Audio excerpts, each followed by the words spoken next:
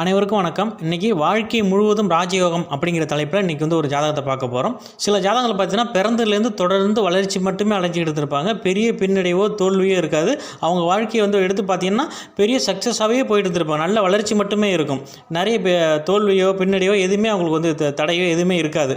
அப்படி சில ஜாதகங்கள் இருக்குது. அந்தமாரி ஜாதகத்தை தான் இன்றைக்கி நம்ம இன்றைக்கி பார்க்க போகிறோம். இந்த ஜாதகர் பார்த்திங்கன்னா இந்த ஜாதகத்தை பார்த்தோன்னே நான் பலன் சொல்லிட்டேன். 100 பேரை வேலையை வாங்கக்கூடிய அளவுக்கு அதிகார பதவியில் இருக்கக்கூடிய உயர்நிலை யோக ஜாதகம் சார் அப்படின்னு சொல்லி நான் எடுத்தோன்னே ஜாதகத்தை பார்த்தோன்னே நான் பலன் சொல்லிட்டேன். ஆமாம் ஏன்னா அவரும் ஒத்துக்கிட்டார். ஏன்னா சில ஜாதகங்களை பார்த்தோன்னே டக்குன்னு பலன் சொல்லிடலாம். அப்புறம் தற்போதைக்கு என்ன பிரச்சனை அப்படிங்கிறது தான் தசாபதி தேவை வந்துச்சு. சில ஜாதகத்தை ஓப்பன் பண்ணோன்னே இவர் எப்படிப்பட்டவர், என்ன தொழிலில் இருப்பார், இவரோட லைஃப் ஸ்டைல் எப்படிங்கிறது எல்லாமே ஓரளவுக்கு வந்துடும். அப்புறம் என்ன பிரச்சனைங்கிறத நம்ம தசாபதியில் பார்ப்போம். இப்போ இந்த ஜாதகத்தை பார்த்தீங்கன்னா 100 பேர் வேலை வாங்கக்கூடிய அளவுக்கு அதிகார பதவியில் இருக்கக்கூடிய உயர்நிலை யோக ஜாதகம் அப்படிங்கிறது நான் பலன் சொல்லியிருந்தேன். ஆமாம் சார் இது நான் உயர்நிலை அமைப்பில் அந்த மாதிரி பொசிஷனில் தான் இருக்கிறேன்னு சொல்லி சரி. இப்போ இந்த ஜாதகத்தில் என்னென்ன யோகங்கள்லாம் இருக்குது, தற்போது இவருக்கு என்ன பிரச்சனைக்காக நமக்கு ஜாதகம் பார்க்க வந்தார், இவருக்கு இந்த ஜாதகத்தில் என்னென்ன யோகங்கள்லாம் இருக்குது, அது எப்படியெல்லாம் ஒர்க் ஆகுது, இவர் என்ன தொழில் பண்ணிகிட்டு இருக்காரு அப்படிங்கிறத பற்றி நம்ம இதில் முழுசாக விரிவாக நம்ம அலசி ஆராயலாம். வாங்க பார்க்கலாம். இந்த ஜாதகர் ரிஷபம் ரோகிணி நட்சத்திரத்தில் பிறந்திருக்காரு. மீன லக்னம். லக்னாதிபதி குரு பார்த்திங்கன்னா ரிஷபத்தில் உச்சம் பெற்ற சந்திரனோட 5ஆம் அதிபதி அவர் உச்சம் பெற்ற சந்திரன் ரிஷபத்தில் உச்சமாக இருக்குது சந்திரன். அது கூட லக்னாதிபதி குருவும் சேர்ந்து குருச்சந்திர யோகத்தில் 3ஆம் இடத்துல ரொம்ப ஸ்ட்ராங்கான அமைப்பில் இருக்குது இந்த ஜாதகம். நேர் எதில் பார்த்தீங்கன்னா 9ஆம் அதிபதி செவ்வாய் பாக்கியாதிபதி 9ஆம் இடத்துலேயே விருச்சிகத்தில் ஆட்சியாக இருக்குது. அதோடு அவரோட நண்பர் மீன லக்னத்துக்கு 6ஆம் அதிபதியாக இருந்தாலும் இந்த லக்னத்துக்கு நண்பர் 9ஆம் அதிபதிக்கு நண்பர். இது அவர் பெரிய லெவலில் கெடுதலுங்கிறது இந்த இடத்துல செய்ய மாட்டார். சூரியன் 9ஆம் இடத்துல அதோடு சேர்ந்து ஒரு நல்ல இடத்துல நிலையில் இருக்குது. இது குருவும் சந்திரன் நேருக்கு நேர் பார்க்குறாங்க. இதில் பார்த்தீங்கன்னா பௌர்ணமி யோகம், குருச்சந்திர யோகம், குரு மங்கள யோகம், இதில் அப்புறம் பார்த்தீங்கன்னா சிவராஜ் யோகம், அப்புறம் மகா தன யோகம், அது 2-11 கனெக்ட் ஆகுது இல்லையா, இதில் மகா தன யோகம் இப்படின்னு சொல்லிட்டு நிறைய யோக பாக்கியங்கள் இதில் இருக்குது. யோக கிரகங்கள் மட்டும் இருந்தால் பத்தாது, அதுக்கான திசையும் வரணும். அப்போ தான் அந்த யோகத்தை ஜாதகரால் அனுபவிக்க முடியும். இந்த ஜாதகத்துக்கு அந்த திசைகளும் சரியான நேரத்தில் வந்தது. அதுவும் இல்லாமல் பார்த்தீங்கன்னா லக்ன யோகர்கள்னு சொல்லக்கூடிய குரு சந்திரன் சூரியன் செவ்வாய் இவங்க எல்லாம் தங்களுக்குள்ள கேந்திரத்துலையும் லக்ன அவயோகர்கள்னு சொல்லக்கூடிய சனி சுக்கிரன் புதன் இவங்களும் தங்களுக்குள்ள கேந்திரத்துலையும் இருக்கிறாங்க. யோகர்களும் அவயோகர்களும் கனெக்ட் ஆகலை. இந்த குரு சந்திரன் சூரியன் செவ்வாய் இந்த காம்பினேஷனில் பார்த்தீங்கன்னா சனி கலந்துட்டாலோ இல்லை சுக்கிரன் கலந்துட்டாலோ இந்த யோகத்தில் பங்கு ஏற்பட்டுரும். ஏன்னா அதில் லக்ன யோகர்கள்லாம் ஒரு வரிசையிலையும் லக்ன அவயோகர்கள்லாம் ஒரு வரிசையிலையும் கனெக்ட் ஆகிருக்கிறது ஒரு அற்புதமான யோகம். எல்லா ஜாதகத்திலும் யோகங்கள் இருக்கும். அதில் தேவையில்லாத மற்ற கிரகங்கள் அவயோக ஆதிபத்தியம் கொண்டவர்கள்லாம் பார்த்தீங்கன்னா கலப்பு ஆகும்போது கலப்பு பலன்கள் நிறைய தடுமாற்றம்லாம் வந்துடும். இந்த ஜாதகத்தில் தான் யோகர்களும் அவயோகர்களும் தனித்தனியாக செப்பரேட்டாக இருக்கிறது. இதே ஒரு மிகப்பெரிய யோகமான அமைப்பு இந்த ஜாதகத்தில் இருக்குது. இந்த ஜாதகர் சந்திர தசையில் மீதி இருக்க பிறந்தார். செவ்வாய் தசை ஆரம்பிச்சுன்னா 9ஆம் இடம் இல்லையா, அது 9ஆம் இடத்துல பூர்வீக பாவகர் என்ன இருந்தாலும் பாவகரம் இருக்கும்போது பூர்வீக தொட்டு இடம் மாற்றம். இது நம்ம ஏற்கனவே ஒரு வீடியோவில் பார்த்துருக்கோம். 9ஆம் இடத்துல செவ்வாய் தசை வந்தோடனே ஒரு பூர்வீக தொட்டு இடம் மாறினார். சந்திர தசைக்கு அப்புறம் செவ்வாய் தசை அது கொஞ்சம் நல்லா தான் இருந்தது ஜாதகத்துக்கு. அதுக்கப்புறம் பார்த்திங்கன்னா ராகு தசை வந்தது. அந்த ராகு தசை நிறைய அனுபவங்களை கற்றுக் கொடுத்தது. வேலை தொழிலில் இவருக்கு கிடைக்க வேண்டிய நிறைய அனுபவங்கள், அதில் தொழிலுக்கான யுத்திகளை நிறையா ஃபாலோ பண்ணுற அமைப்பெல்லாம் இந்த ஜாதகத்தில் கிடச்சிது. 8ஆம் இடத்துல ராகு இருந்தாலும் வெளியிடங்களுக்கு போனாங்க, குடிபெயர்ந்து தொழிலில் கற்றுக்கிட்டாங்க, நிறைய வாய்ப்புகளை உருவாக்கிக்கிட்டாங்க.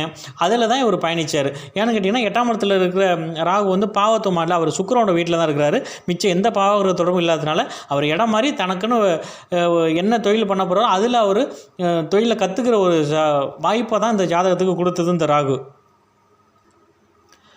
30 வயதுகளில் அந்த லக்னாதிபதி குருதசை வந்தோடனே இந்த ஜாதகத்துக்கு 3ஆம் முறையில் தன்னோட முயற்சியில் ஒரு பெரிய பிரம்மாண்டத்தை ஒரு ராஜயோகத்தை அள்ளி கொடுக்க ஆரம்பிச்சது.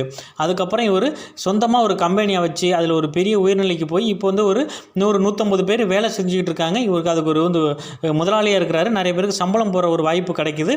இது சனி சம்மந்தப்பட்ட துறையில் தான் இவர் வேலைங்கிறது நடக்குது. மெக்கானிக் தொழில் அமைப்பு தான் வச்சுருக்காரு. இவங்க அதில் 150 பேர் ஒர்க் பண்ணுறாங்க. பெரிய வாகனம், லக்ஸரியான கார், இதெல்லாம் ஒரு மெக்கானிக் பண்ணி கொடுக்கறது, பேர் பேக்ஸ்லாம் வெளியூர்லேருந்து ஆர்டர் பண்ணி கொடுக்குற தொழில் அமைப்புகளை ஒரு உரிய உச்சநிலைக்கு போகிறாரு இந்த ஜாதகர். ஆனால் இப்போ இந்த சனி தசை ஆரம்பித்து ஒரு வருஷம் ஆகுது. சனி தசையில் சுய புத்தி நடந்துகிட்டு இருக்கு. இந்த சனி தசை ஆரம்பித்ததும் இந்த ஜாதகர் ஜாதகம் பார்க்குறதுக்கு வர்றாரு. நான் அந்த ஜாதகத்தை பார்த்தோன்னா பலன்னு சொல்லிட்டேன். ஐயா 5ஆம் இடத்துல இருக்க சனி தசை நடந்துகிட்டு இருக்குது, அதில் சனி புத்தி நடக்குது. கடந்த ஒரு வருஷமாக உங்கள் ஆழ் மனதில் ஒரு மன சஞ்சலம் இருக்கும், ஆழ் மனம் பாதிக்கப்பட்டிருக்கு. எதிர்காலத்தை பற்றி ஒரு பயம் இருக்கும், தன்னோட குழந்தைய பற்றி ஒரு பயம் இருக்கும். மற்றபடி உங்களுக்கு வேறு எதுவும் தொழிலெல்லாம் எதுவும் பிரச்சனை இல்லை, தொழிலில் நிறைய வாய்ப்புகள் தான் கிடைக்க போகுது. இந்த சனி உங்களுக்கு ஒன்றும் பெரிய லெவலில் கெடுத்துறாது. சனி திசையில் சுய புத்தி மட்டும் கொஞ்சம் பாதிப்பை ஏற்படுத்தும். ஏன்னா உங்களுக்கு அது சுய புத்தி இருக்கிறதுனால ரெண்டுமே இருள் கிரகங்கிறதுனால தான் அந்த பிரச்சனை இருக்க வச்சு சனி மற்றபடி பெரிய லெவலில் பாதிப்பை ஏற்படுத்த மாட்டார். காரணம் பார்த்தீங்கன்னா வீடு கொடுத்த சந்திரன் உச்சமாக இருக்கிறாரு, சுக்கிரன் பார்க்குறாரு. சனி அதிக சுத்தமான கிரகனால சனி சம்மந்தப்பட்ட தொழில் தான் நீங்கள் பண்ணிக்கிட்டு இருக்கீங்க. உங்களுக்கு இந்த சனி பெரிய தொழிலில் பெரிய நெருக்கடியோ சிக்கலையோ கொடுத்துறாது. இந்த சனி தசை முழுவதும் யோகமாக தான் செயல்படும். இந்த ஜாதகத்துக்கு உங்களுக்கு சுய புத்தி மட்டும் கொஞ்சம் சிரமமான அமைப்பை தரும் அப்படின்னு சொல்லி நான் பலன் சொல்லியிருந்தேன். ஜாதகர் ஆமாம், ஏன் எனக்கு கடந்த ஒரு வருஷமாக கடுமையான மன அழுத்தமாக இருக்குது, எதை பார்த்தாலும் ஒரு பய உணர்வு இருக்குது. தொழிலை பற்றியும் தன்னோட குழந்தைகள் எதிர்காலத்தை பற்றி ஒரு பய உணர்வு தான் இருக்குது. தொழில் எனக்கு எந்த பிரச்சனையும் கிடையாது. நிறைய கம்பெனி ஆர்டர்லாம் புதுசாக வருது, புதுசாக பிரான்ச் ஓப்பன் பண்ணுற அமைப்புகள்லாம் எங்களுக்கு நிறைய கிடைக்கிது. அது எனக்கு நல்லாவே தெரியுது. இருந்தாலும் ஒரு இனம் புரியாத கவலையும் பயமும் எனக்கு என்னை தொற்றிக்கிட்டு, அதனால தான் நான் உங்களுக்கு ஜாதகம் பார்க்க வந்தேன்னு சொல்லியிருந்தார். கண்டிப்பாக அந்த மாதிரி அமைப்புகள் கிடையாது. இது உங்களுக்கு 5ஆம் இடம் ஆழ் மனதை குறிக்கிறது. 5ஆம் இடத்துல பாவர் கொஞ்சம் எந்த நேரம் மன உளைச்சலில் இருப்பாங்க, மனதளவில் கொஞ்சம் அப்செட்டான அமைப்பை குறிக்கும். அதுதான் இந்த சனி பண்ணுதை வச்சு வேறு தொழிலையோ மற்ற எதிர்காலத்துலேயோ இந்த ஜாதகரை எந்த விதத்துலையும் டிஸ்டர்ப் பண்ணாதுன்னு சொல்லி நான் பலன் சொல்லியிருந்தேன். சரி, ஆனால் அந்த ஜாதகர் பார்த்திங்கன்னா இதில் அவர் இன்னும் திருப்தி அடையவே இல்லை. அதில் ஏன் திருப்தி அடையலைன்னா இந்த சில ஜோதிடர்களை பார்க்கும்போது சின்ன வயசுலேயே உங்கள் தாய் போய் உங்களுக்கு ஜாதகம் பார்க்கும்போது குரு தசையில் சனி புத்தி நடக்க போகுது, இல்லை திருமணம் நடக்கக்கூடாது, பழைய செருப்பு போடணும், பழைய காரை தான் பயன்படுத்தணும், செருப்பு போடக்கூடாது, பழைய ட்ரெஸ்ஸை தான் யூஸ் பண்ணணும், திருமணம் பண்ணிங்கன்னா குழந்தை பிறப்பு தாமதமாகவும் ஊனமுற்ற குழந்தைகள் பிறக்கும், அதனால் நீங்கள் திருமணம் பண்ணக்கூடாது, பழைய செருப்பு போடக்கூடாது அப்படின்னு சொல்லி நிறைய விதிமுறைகளை கொடுத்து அந்த தாயை ரொம்ப பயமுறுத்தி விட்டாங்க. அதை இவங்க பார்த்துட்டு இவங்க குடும்பமே அந்த காலகட்டத்தில் மன உளைச்சலுக்கு உள்ளாக இருந்திருக்காங்க. அந்த 31 வயசு 32 வயசில். அதுக்கப்புறம் பார்த்திங்கன்னா அந்த சனி புத்தியில் தான் இவருக்கு திருமணம் ஆகிருக்கு, குழந்தை பிறந்திருக்கு, அவர் புது கார்லாம் வாங்கியிருக்காரு, வேலையிலையும் ஒரு தனியாக சொந்தமாக தொழில் ஆரம்பித்து ஒரு உயர்நிலைக்கு வந்திருக்கிறாரு, குழந்தையெல்லாம் பிறந்திருக்கு. வாழ்க்கையே அந்த நேரத்தில் தான் அமைச்சு கொடுத்துருக்கு அந்த சனி.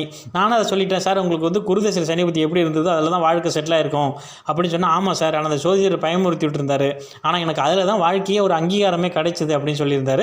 அந்த சனி சுகத்தமாக இருக்கிறதுனால தான் இந்த மாதிரி அமைப்புகள் இருக்குது. ஜோதிடர்கள் அதை சரியாக பார்க்காம சொல்கிறதுனால தான் இந்த மாதிரி சிரமங்கள் வருது. 5ல் சனி இருந்தால் பாவத்துவமாக இருந்ததுன்னா பூர்வீகம், தன்னோட அதிர்ஷ்டம் எல்லாமே பாதிக்கப்படும், குழந்தைகளை பாதிக்கப்படும். இதில் நிறைய சிரமங்கள்லாம் இருக்கிறது உண்மை தான். ஆனால் இது வீடு கொடுத்த ஒரு சுகத்தமாக இருக்கிறாரு, உச்சமாக இருக்கிறாரு, சுக்கிரனை பார்க்கறதுனால இது சுபத்துவ சனினால இது எல்லாத்தையுமே அமைச்சு கொடுத்துருக்கு. இந்த சனியை நன்மை தான் செய்யும் நான் சொன்னேன். அதுக்கப்புறம் தான் அவர் திருப்தி அடைஞ்சார். குருதசையில் சனி முடித்து தான் வாழ்க்கையே செட்டில் ஆகிருக்கு.